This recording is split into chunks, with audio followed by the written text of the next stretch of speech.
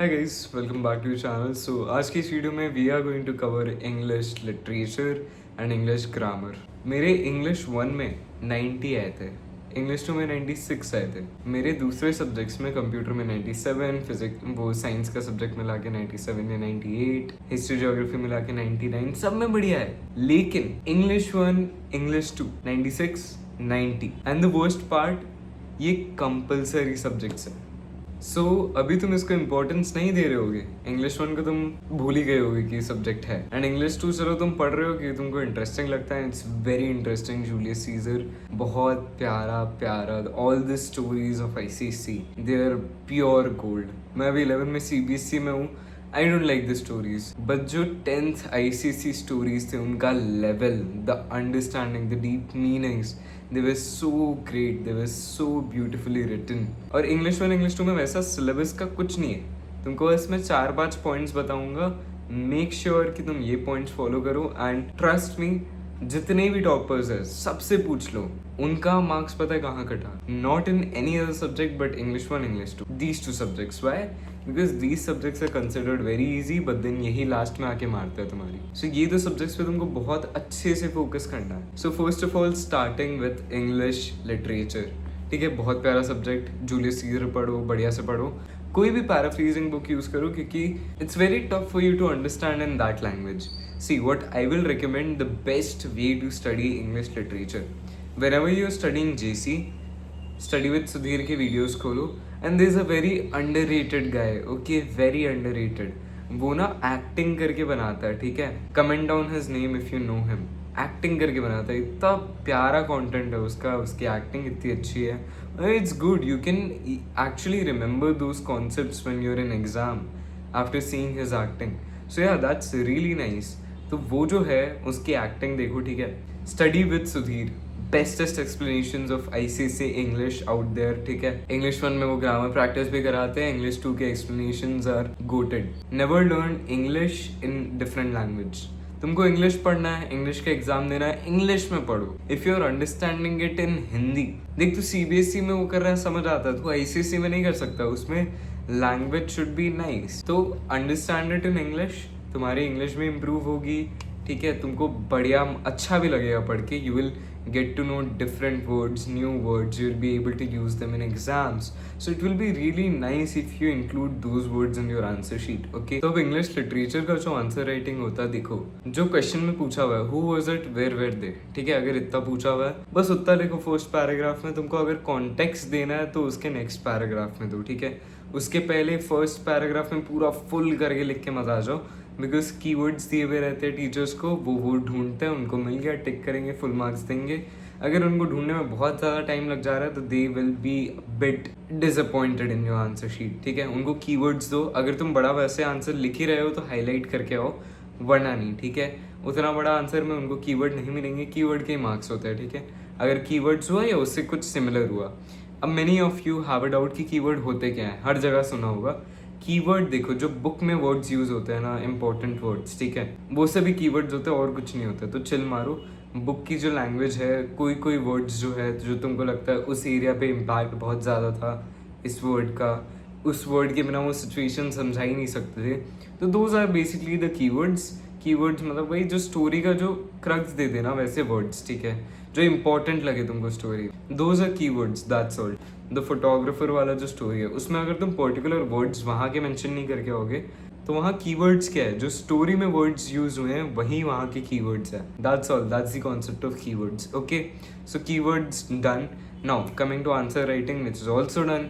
Coming to how to study, ठीक है? Paraphrase का जो बुक आता है वो लेना, उसके बिना तुम पढ़ नहीं पाओगे, ठीक है? एंड वन मोर बुक जो स्कूल से प्रोवाइड होता है JC का, अगर तुम्हारे पास है, वेल एंड गुड, ठीक है? That book is also nice. Selina का आता है, ये दैट इज नाइस। अब तुमको कैसे क्या पढ़ना है, SWS स्टडी विद सुधीर का जब चैनल खोलो, एक्सप्लेनेशंस जब पढ़ो, I want you to write the explanations जब फर्स्ट टाइम पढ़ रहे हो इन दी अदर कॉपीज जिसमें पैराफ्रेजिंग नहीं है, ठीक है? या तो तुम पैराफ्रेजिंग वाली कॉपी में भी लिख सकते हो, नॉट एन इशू, बट पढ़ते टाइम तुम वो कंसिडर कर सकते हो, ठीक है? And then when you are studying it again, अगर तुमको कुछ समझ नहीं आ रहा है, पैराफ्रेज से पढ़ो, एंड अगेन एक बार पैराफ्रेज पूरा पढ़ो, जिससे तुमको पूरा डीप अंडरस्टैंडिंग मिलेगा of the entire thing. GC में। And one more important point of GC is कुछ कुछ वर्ड्स तुमको रिमेंबर करने हैं, जैसे एड टू ब्रूटस वगैरह, कुछ कुछ लाइंस तुमको रिमेंबर करने हैं, इंपॉर्टेंट लाइंस, ठीक है। मैं तुमको बताऊँ ये जो बुक है, ठीक है, इसमें ना आई जस्ट रेड दिस, ठीक है, this is nice, good only, not very sponsored content, लेकिन अफिलिएट लिंक है, तुम नीचे से खरीदोगे तो मेरे को कमीशन मिलेगा, बट देन प्राइजेस सेम रहेंगे। तो yes, it's a humble request कि अगर तुमको खरीदना ही है ये वाली बुक तो तुम नीचे से खरीदना, ऑल राइट। अब मैं तुमको ये बुक का थोड़ा कंटेंट्स दिखा दूंगा जितना मेरे पास राइट्स है दिखाने का, ताकि तुमको समझ आ जाए कि कैसे क्या पढ़ना है, ठीक है। सो ये देखो, इसकी बात कर रहा था मैं, यहाँ पे जैसे तुमको इंपॉर्टेंट कोड्स एंड एक्सप्लेनेशंस भी दिए हुए हैं, दीज आर रियली नाइस। ये वर्ड मीनिंग्स तुमको बहुत काम आएंगे, because when writing an answer बहुत बार ये लोग देते हैं कि right the meaning of this sentence, what do you mean by this, ठीक है। तो उसमें तुमको ये वर्ड मीनिंग अच्छे से लिखना है। यहाँ पे तुमको क्वेश्चन आंसर्स दिए हुए हैं, ये जेसी के हैं, एक्ट 3 के, ठीक है, ये सब दिए हुए हैं, तुम थोड़े पढ़ लो, तुमको अगर लगे कि कैसा है कैसा नहीं है, ये तुम पढ़ लो, ठीक है। रीड दिस, थोड़ा पॉज करके। Now let me show you a bit of दूसरे एज वेल। अब देखो ये एलिवेटर है ना, यहाँ पे बेस्ट चीज़ें जो दी हुई है, setting of the story very important आ जाता है। ये कैरेक्टर स्केचेस दिए हुए हैं थोड़े, नॉट दैट इम्पॉर्टेंट, बट हाँ okay. Plot of the story not that important, themes are very important. Literary devices बहुत पूछता है, out of the blue question आ जाता है इससे, तो ये वाला this is a very nice thing.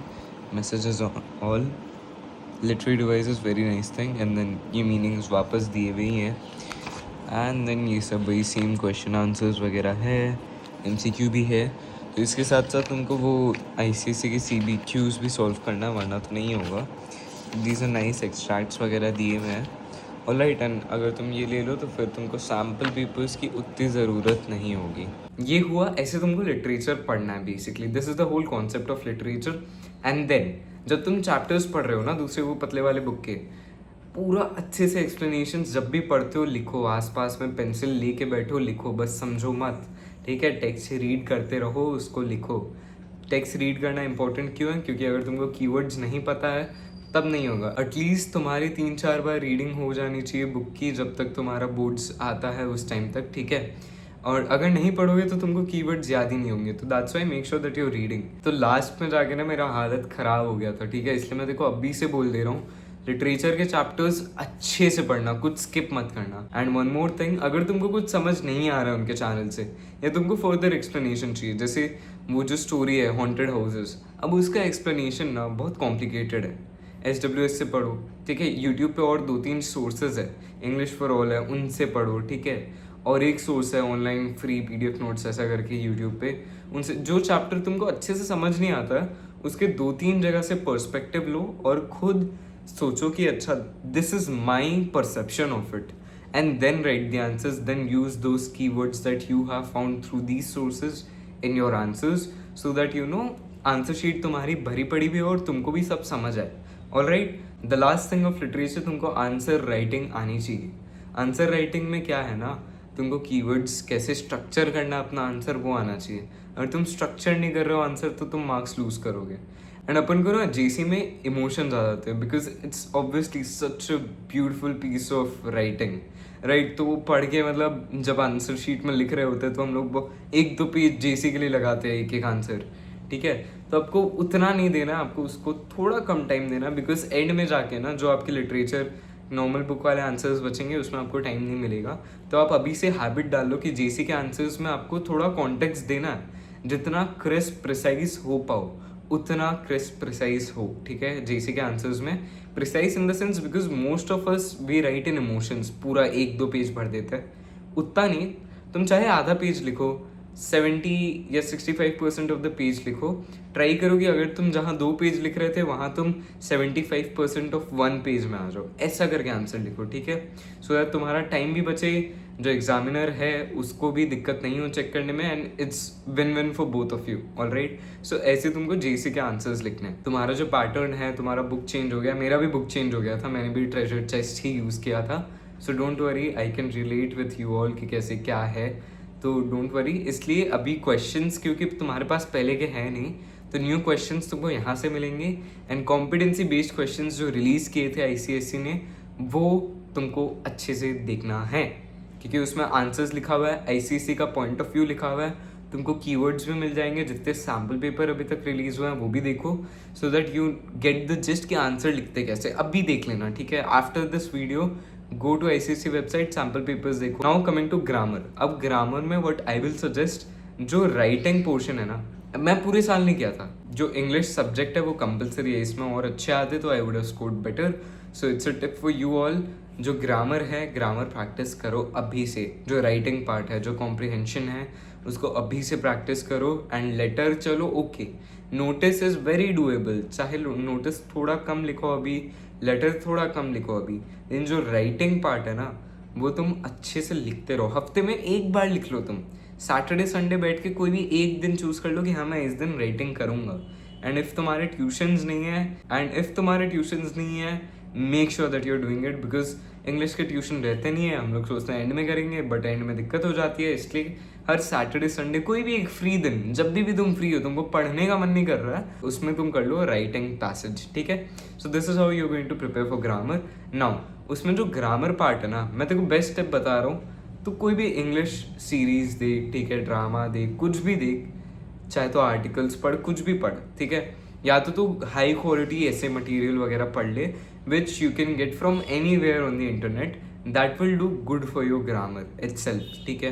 अगर तुमको बोलना आता है ग्रामर, तुमको लिखना भी आता है, तुमको टेंसेस वगैरह भी थोड़ा आता है, तो आगे तुम थोड़ा रीडिंग करो, ऐसे कोई भी सोर्सेस से करो, बस करो, ठीक है। So that will give you basic idea of tenses and everything, तुमको उतना वो सब नहीं करना है। अगेन कोई भी क्वेश्चन बैंक यूज़ कर सकते हो, उस वाला भी है वो भी यूज़ कर सकते हो, बट दैट्स फाइन। या तो तुम कोई भी नॉर्मल स्कूल बुक भी यूज़ कर सकते हो, दैट इज़ ऑल फाइन, ठीक है। इंग्लिश के लिए this no particular recommendations, but हाँ लिटरेचर के लिए है, लिटरेचर के लिए ये खरीद सकते हो, या फिर कोई भी खरीद सकते हो, मेरे को ये पसंद है तो ये तुम खरीद सकते हो, नीचे लिंक दे दूंगा, again you can buy it from there. And जो ऐसे के टाइप्स होते हैं, तुमको अभी से सोच लो कि तुम 2 ऐसे अच्छे से कर लो, ठीक है। तुमको जो 2 पसंद है, descriptive is one of the best, narrative is one of the best, and third में तुम आर्ग्यूमेंटेटिव हमेशा रख सकते हो। तो ये जो 2 है, इन पे मेन फोकस रखो। Argumentative is easy, but argumentative में मेन बात तुमको याद क्या रखनी पड़ती है कि at least 5 good separate arguments you have to provide. You cannot repeat the same thing in the first paragraph and the fourth paragraph. Argumentative में तुमको ये याद रखना पड़ता है। Descriptive और narrative है, उसमें तुम्हारा language matter करता है और structure matter करता है, alright? तो इसकी प्रैक्टिस तुम अभी से नहीं करोगे तो नहीं होगा। तुमको बहुत सारे PDFs मिल जाएंगे ऑनलाइन फ्रेजेस के, ठीक है, वो सब देख लेना एक बार, वो यूज़ करना, it will help you a lot. बस पढ़ के चले जाना, कुछ नहीं करना, बस पढ़ के लाना, दैट्स ऑल, ठीक है, ताकि तुमको आइडिया रहे। That's it for English, grammar and literature. I'll see you in the next one, guys. Bye-bye.